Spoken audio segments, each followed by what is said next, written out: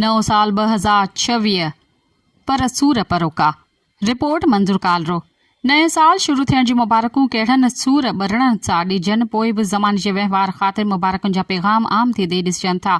उहो मुल्क जिते साल ईंदा रहनि था पर हुकूमती सतह ते अवाम जे मसइलनि तकलीफ़ुनि परेशानियुनि ऐं घुर्जुनि जो अज़ालो करण तरफ़ अमली तौर का ख़ासि अॻु भराई ॾिसण में नथी अचे, जंहिं करे हाणे आम तौर ते चवंदे ॿुधण में अचे थो त साल नओं पर सूर साॻिया परोका रहंदा अचनि। वॾनि अरमाननि सां इलेक्शन थी सम्झियो वियो त कंहिं हद ताईं सही सरकारी इंतिज़ामिया में बहितरियूं ईंदियूं, पर साॻियाई लाटूं साॻियाई चुगह वारो मामिलो ज़हूर थियो ॾिसिजे।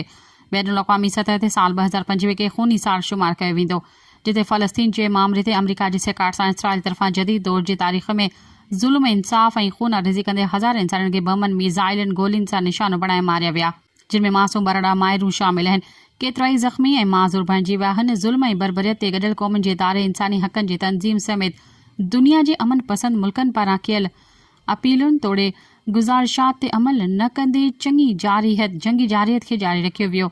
हिननि हमलनि ते ईरान मथां बि जारियत कंदे जंगी अगराई करे हमला कया विया। अमेरिका जे हिननि पॉलिसियुनि ऐं सदर ट्रंप जे जंगजू अमलनि सबबि दुनिया में अमन जा ख़्वाब अधूरा रहिजी विया आहिनि।